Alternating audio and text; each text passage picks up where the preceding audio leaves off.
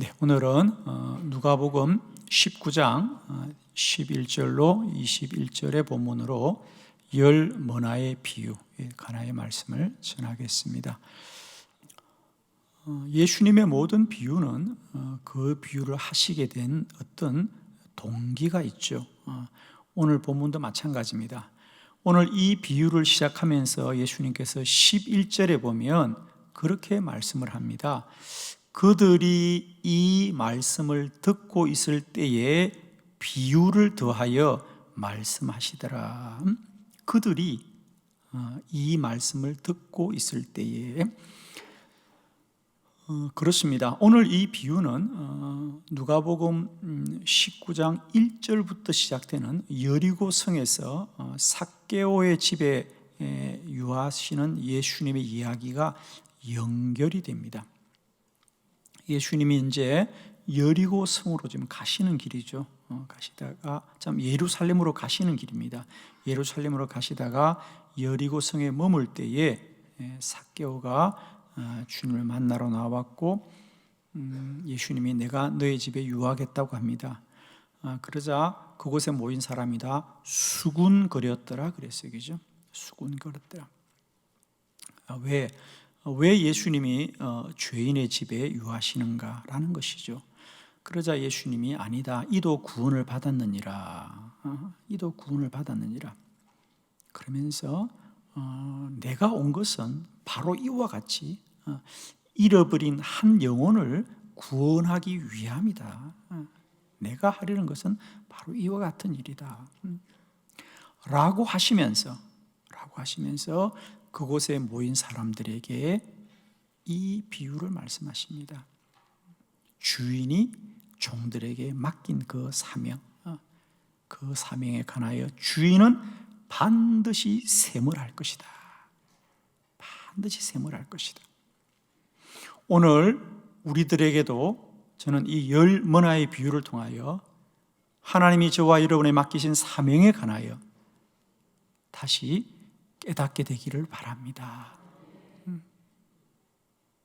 주변의 사람들이 뭐라고 할지라도, 사람들이 수군거릴지라도 우리 주님은 한 영혼을 구원하는 하나님의 상함 앞에 늘 충성하였듯이 오늘 우리들의 사명이 그리 충성된 사명이 되기를 그리스도 예수의 이름으로 축원을 합니다. 자, 오늘 열 머나를 통하여 다시 우리 모두가 받은 사명, 그 사명의 가치가 다시 깨달아지는 귀한 은혜의 길을 축복합니다. 자, 여러분 받으신 주보를 참고하시면서 우리 말씀을 보도록 합니다. 첫 번째, 종들에게 한 머나씩 주었습니다. 우리 누가복음 19장 13절 말씀 다 같이 합독합니다. 시작. 그 종 열을 불러 은하 열 문화를 주며 이르되 내가 돌아올 때까지 장사하라 하니라. 아멘. 내가 돌아올 때까지 장사하라 하니라 그랬습니다. 오늘 이 비유의 큰 배경 중에 하나, 우리가 좀 잘 알아야 될 배경 중에 하나가 주인이 왕위를 받아오기 위해서 집을 떠났다 그랬습니다. 예수님의 비유는 늘 그 시대 사람들이면 누구나 듣고 쉽게 알 수 있는 일들이죠. 그 당시 이스라엘은 로마의 속국이었습니다. 그래서 이스라엘의 왕은 이스라엘 사람들이 스스로 세우는 것이 아니라 로마의 황제로부터 허락을 받아야 됩니다. 그래서 이스라엘의 왕을 세울 때는 꼭 로마에 가서 허락을 받아옵니다.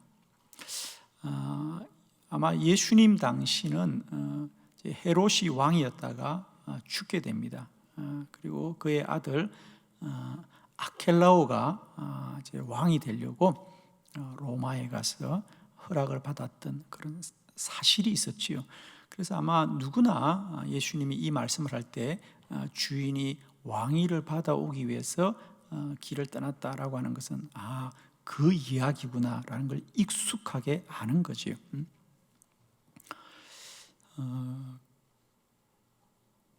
그런데 많은 경우에 그 왕위를 받으러 갔다가 실패합니다. 왜냐하면 유대인들이 청원을 내는 거죠. 그는 우리의 왕일 수 없다라고 청원을 내니까 로마에서도 함부로 왕을 임명을 못해서 종종 왕위를 받으러 갔다가 실패한 사람들이 있었습니다. 이 사실이 오늘 이 비유의 어떤 배경이 되겠습니다. 그러나 오늘 이 비유의 주인은 다행히 왕위를 받아서 돌아옵니다. 그러면서 이제 맡겼던 것을 세물하게 되는데, 우리가 이 비유를 이제 달란트 비유와 혼돈을 하면 안 됩니다. 전혀 다른 비유입니다, 여러분께죠.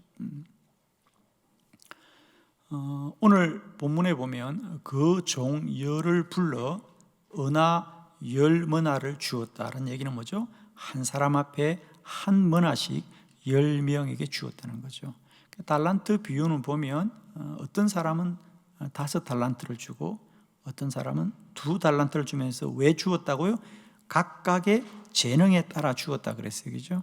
근데 오늘 이 머나의 비유는 그냥 다 똑같이 한 머나씩을 주었더라. 한 머나씩을 주었더라.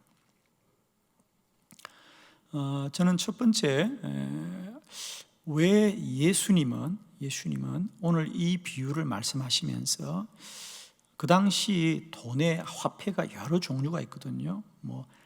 달란트도 있고 데나리온도 있고 렙돈도 있는데 왜 머나라고 했을까?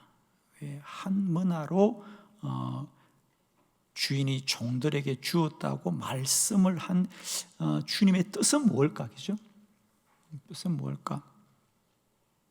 사실은 한 달란트 그러면 훨씬 좋은 얘기죠. 왜냐하면 달란트는 그 당시에는 엄청난 돈이거든요. 오늘 우리들의 돈으로 환산하면 대략 한 달란트, 그러면 그게 한 10억 준 된다는 거예요, 여러분. 큰 돈이죠. 그에 반하여 오늘 예수님은 이 주인이 종에게 준 것은 한 달란트가 아니라 한 머나다 그랬습니다. 한 머나는 한 100데나리온을 한 머나라 그랬습니다. 한 데나리온이 예수님 당시에 사람들이 하루 일을 하면 주는 품삯 정도가 한 데나리온이라 그랬습니다. 그러면 한 머나가 100데나리온이면 한 석 달 정도 일을 할 때 받을 수 있는 품삯 정도죠. 그러므로 오늘 예수님이 주인이 종들에게 한 머나씩을 맡겼다는 얘기는 작은 돈이란 뜻을 하고 싶은 얘기입니다. 사실은 작은 돈을 맡겼다. 그런데 그 돈으로 장사를 하라 그랬다는 거죠.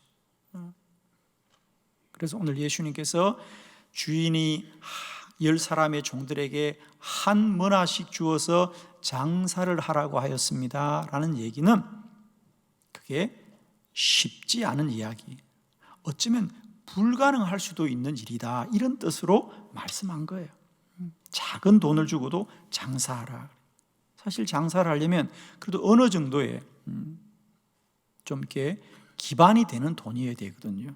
그런데 한 머나를 가지고 장사를 하라, 그 얘기는 아주 작은 돈이었다, 이런 뜻입니다. 그렇습니다. 우리 주님이 첫 번째로 하시고 싶은 말씀은, 우리가 맡은 사명은 어떻게 보면 한 머나처럼 작은 돈으로 보이지만 그것은 우리에게 매우 귀중한 사명이다. 귀중한 사명이다. 우리들이 맡은 사명이 사람의 기준으로 볼 때 그게 중요하고 또 커 보일 수도 있고, 또 사람들이 볼 때 그렇게 안 보일 수도 있어요. 그러나 우리가 꼭 기억해야 될 것은, 하나님이 우리 각자에게 맡긴 사명은 다 큰 사명인 줄 믿습니다. 다 큰 사명입니다.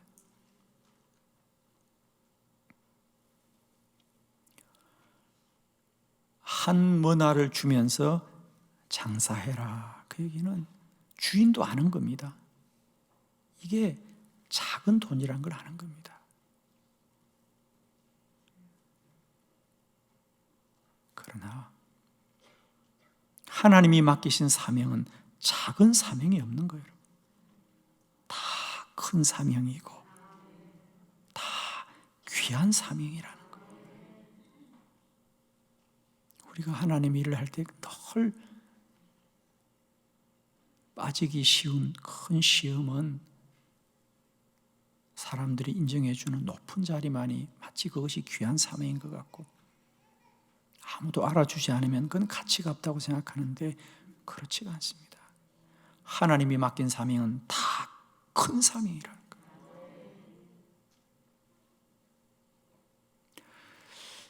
주님이 주신 사명을 귀히 여기는 은혜가 저와 여러분이 있기를 축원합니다. 그래서 나중에 보면 그 한 문화를 가지고 첫 번째 종은 10문화를 남겼습니다. 그럴 때 이 주인이 그 종을 칭찬할 때 그 종의 무엇을 칭찬하느냐? 야, 너는 참 이윤을 많이 남겼구나. 이걸 칭찬하지 않습니다. 거기 17절에 보면 주인이 이르되, 그 한 문화로 10문화를 남긴 그 사람을 향하여 착한 종이여, 지극히 작은 것에 충성하였구나. 내가 너에게 참 작은 걸 맡겼는데 너는 그것을 작다고 생각하지 않고 그것에 충성하였구나. 나는 참 귀하구나 그랬어요. 사실 사람들로부터 환영을 받고 인정을 받고 높임을 받는 일이야 누구나 충성합니다. 그러나 작은 일에 충성하는 자는 더 복된 자라고 믿습니다.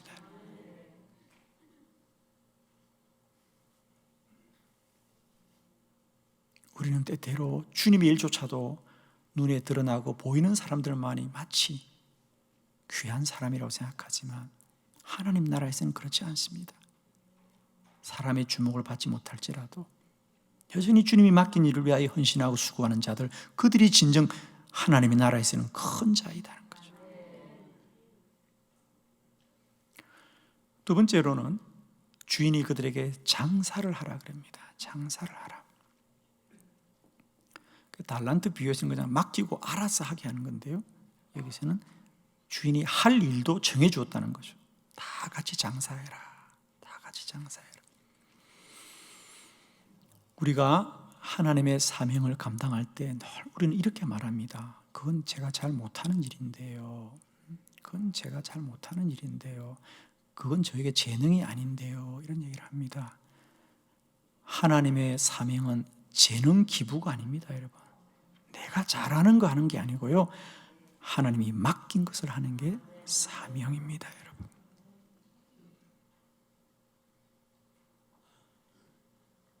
내가 형편이 되고 할 수 있어서 하는 게 사명이 아니고, 할 수 없어도 하나님의 맡기신 일이기에 나는 충성하겠습니다. 이게 우리의 사명인 줄 믿습니다, 여러분. 그래서 첫 번째, 주인은 종들에게 한 문화씩을 맡기고 장사하라는 말씀은 우리의 사명은 다 하나님이 맡기신 귀한 사명이고, 그것은 오직 하나님이 맡긴 것으로 말미암아 우리는 순종하고 충성할 뿐인 줄 믿습니다. 두 번째, 한 문화로 10문화를 남겼습니다. 오늘 본문 16절로 17절의 말씀을 교독하도록 하겠습니다. 16절. 그 첫째가 나와 이르되, 주인이여, 당신의 한 문화로 10문화를 남겼나이다. 주인이 이르되, 잘하였다 착한 종이여, 내가 지극히 작은 것에 충성하였으니 10고을 권세를 차지하라 하고. 아멘. 주인이 돌아와서 첫 번째 종에게 묻자 그가 10문화를 남겼습니다. 그랬습니다. 그러자 주인이 네가 참 작은 것에 충성하였구나. 그 주인이 이 종을 귀하게 여기는 것은요, 주인도 아는 거예요. 내가 너에게 한 문화를 맡긴 일이 그렇게 좋은 조건이 아니었다는 거죠. 여기서의 작은 것이라는 것은 여러 의미가 있는데, 내가 너에게 참 어려운 일을 맡겼는데 너는 잘했구나. 그 어려운 일도 잘했구나. 우리가 조금만 생각해 보면 한 문화로 열 문화를 남긴다는 건 쉽지가 않다는 거죠. 자, 우선 두 번째, 오늘 이 본문을 우리가 비유를 보면서 꼭 또 마음에 두어야 될 어떤 이 비유의 배경은 뭐냐면, 주인은 10사람에게 한 문화씩을 똑같이 맡겼는데 주인의 말을 듣고 충성한 사람은 2사람밖에 없다는 겁니다. 10문화를 남긴 사람과 5문화를 남긴 사람뿐이고 나머지 8사람은 다 그대로 간직하고 있었다는 거죠. 그러니까 주인이 너는 참 잘했다. 참 잘했구나. 내가 이 어려운 일을 부탁했는데도 다른 사람들은 그것을 여러 가지 핑계로 하지 않았는데 너는 이 일에 충성했다는 거예요. 세 번째로 더 중요한 이유는 주인이 왕위를 받아서 돌아오리라고는 확정이 사실은 없습니다. 자, 이것이 오늘 본문을 읽을 때 우리가 내내 마음속에 새겨야 될 이야기입니다. 예수님이 말했죠. 왕위를 받으러 갔다는 거예요. 그런데 그 시대는 대부분 왕위를 받으러 갔던 사람들이 실패하고 돌아온 게 대부분의 일이었습니다.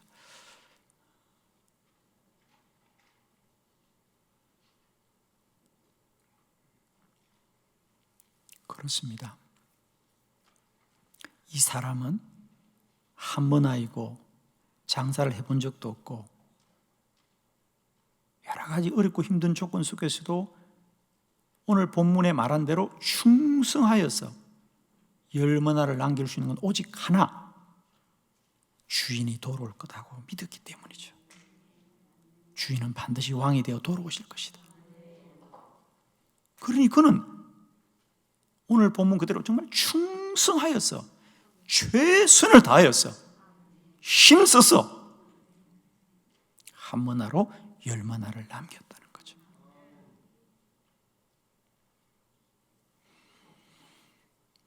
우리의 사명이 아무리 힘들고 어렵더라도 우리가 핑계하지 말아야 될 것은, 우리 주님은 반드시 마지막 날에 우리들의 사명을 셈하십니다.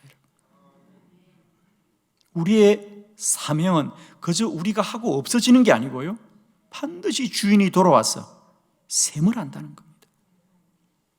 이 종은 그것을 알았다는 거죠. 우리 주인은 왕이 되어 돌아올 거다. 셈을 한다는 사실입니다.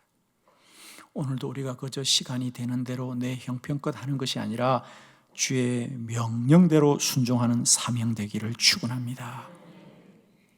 세 번째, 한 문화를 수건에 쌓아두었습니다. 그래요. 자, 오늘 누가복음 19장 20절로 22절의 본문을 교독하겠습니다. 20절, 또 한 사람이 와서 이르되 주인이여 보소서, 당신의 한 문화가 여기 있나이다. 내가 수군으로 쌓아두었나이다. 이는 당신이 엄한 사람인 것을 내가 무서워함이라. 당신은 두지 않는 것을 취하고 심지 않는 것을 거두나이다. 주인이 이르되 악한 종아, 내가 내 말로 너를 심판하노니 너는 내가 두지 않은 것을 취하고 심지 않은 것을 거두는 엄한 사람인 줄로 알았느냐. 아멘. 제 세 번째 종에게 물었습니다. 그러자 이 세 번째 종은, 저는 한 문화를 그대로 가지고 있습니다. 여기 있습니다. 그랬습니다. 그러면서 말하기를 그는 그 한 문화를 수건에 쌓아 두었더라. 그래요. 주인이여 보소서, 당신의 한 문화가 여기 있나이다. 내가 수건으로 쌓아 두었나이다. 그래요. 사실은 예수님께서 그냥 한 문화를 가지고 있더라 그래도 말씀을 우리에게 전하는 데는 전혀 문제가 없음에도 불구하고 예수님은 꼭 그 한 문화를 수건에 쌓아두었다고 말씀하신 뜻이 있겠죠. 그렇죠? 반드시 있을 겁니다. 주님이 하신 이야기니까, 그죠? 그 사람이 한 문화를 가지고 오는데 수건에 싸가지고 왔어. 그건 뭘 뜻합니까? 혹시 여러분 마태복음 25장의 달란트 비유에서 한 달란트를 가지고 아무것도 하지 않은 사람은 주인에게 뭐라 그랬어요? 한 달란트를 어디에 감추었더라? 여러분 아시네요. 땅을 파고 감추었다 그랬어요. 그죠? 너무 감사해요. 알아주셨어요. 땅 속에 감추었어요. 그죠? 땅 속에 감추었어요. 그게 그 당시 보편적인 모습입니다. 마태복음 13장 44절에도 마찬가지입니다. 천국은 마치 밭에 감추인 보화와 같으니. 그죠? 밭에 감추였죠. 그 당시 이스라엘 사람들은 뭔가를 꼭 지키고 싶을 때는 땅에 묻어두었단 말이에요. 그죠? 묻어두었습니다. 그런데 이 사람은 땅에 묻어둔 게 아니라 수건에 쌓아두었다는 거예요.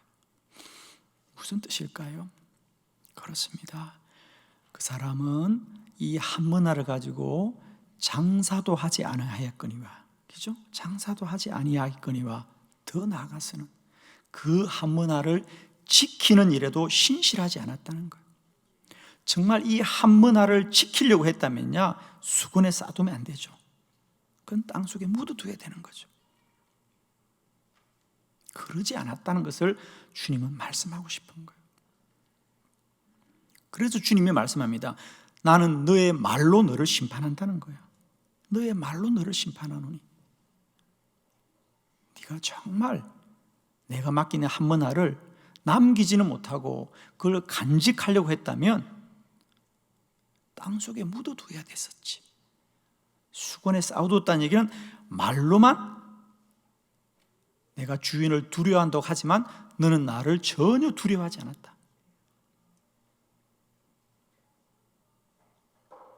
그러면서 주인이 정말 이 종들을 책망하는 진정한 이유는 뭐죠?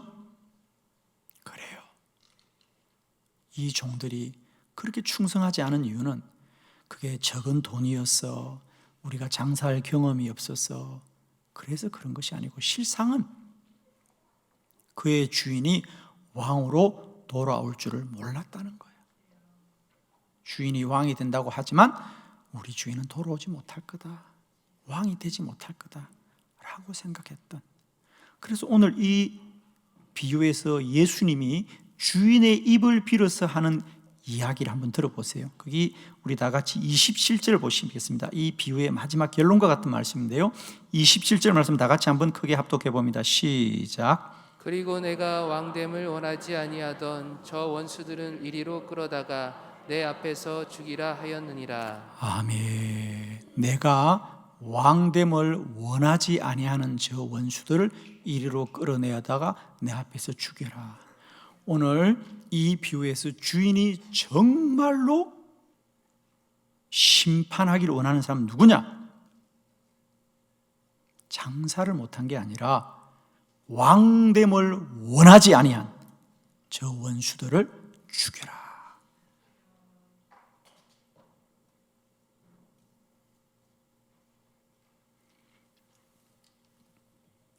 오늘 한 문화도 남기지 못한 이 불의한 종들의 문제는 능력의 문제가 아니고 실력의 문제가 아니고 믿음의 문제다.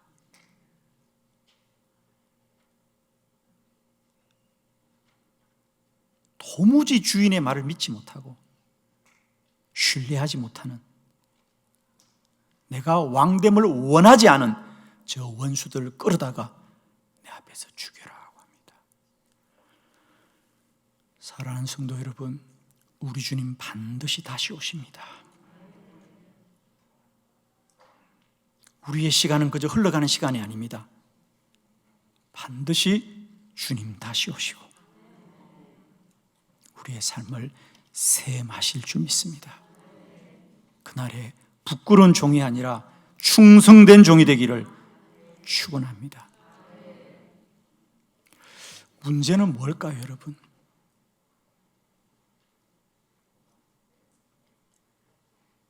문제는 뭘까요? 왜 어떤 종은 똑같이 사명을 받고도 충성되었다고 칭찬을 받는가 하면 왜 어떤 종은 심판을 받게 될까요? 무엇이 문제죠?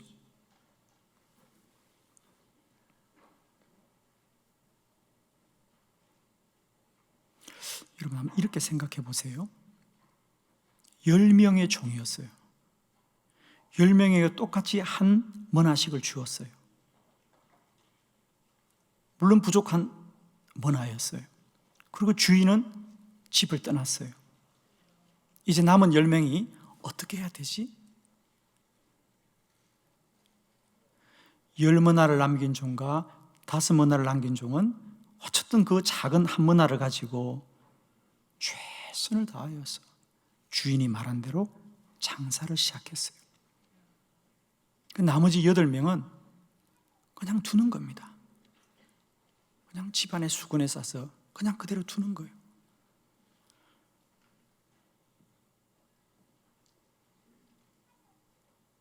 여덟 명의 종들이 주인의 말을 믿고 순종하는 두 사람의 종들을 향하여 뭐라고 했을까요?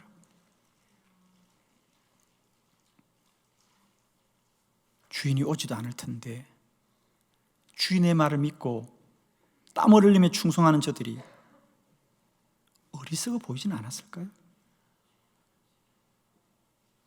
여러분, 누가 옳은 사람입니까? 주인의 말을 믿고 어려운 조건 속에서도 최선을 다하여 땀 흘려 충성하는 두 사람이 옳습니까? 아니면 주인은 오지 않을 거야.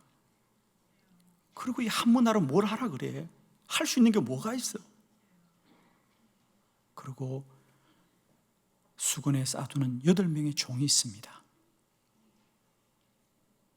누가 옳은 사람입니까? 아마 8명은 안주했을 겁니다. 그래, 다 그렇게 생각하는 거 맞지? 주인은 오지 못할 거야. 그리고 한문화를 가지고 뭘 한단 말이야? 그래, 우리가 옳은 거야. 8명이니까 우리는. 그 두 사람이 이상한 사람이죠.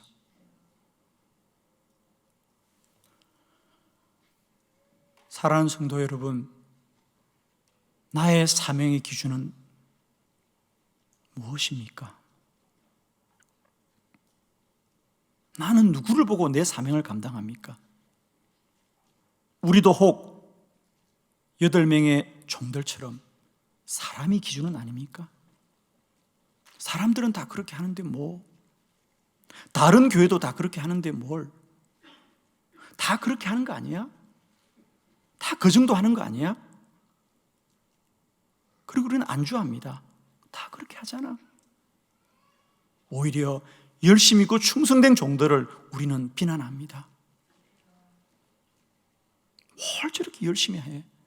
꼭 저렇게까지 해야 돼?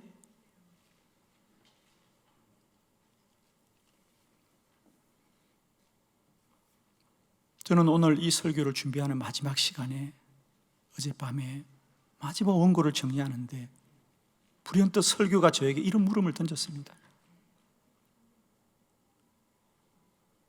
너는 이 10명의 종들 중에 어떤 종이냐? 너는 이 10명의 종들 중에 어떤 종이냐? 비유가 저에게 물음을 던졌습니다. 나는 과연 10머나를 남긴 종일까?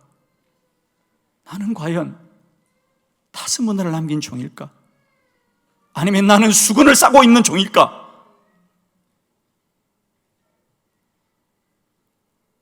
자신 있게 답을 할 수 없었습니다.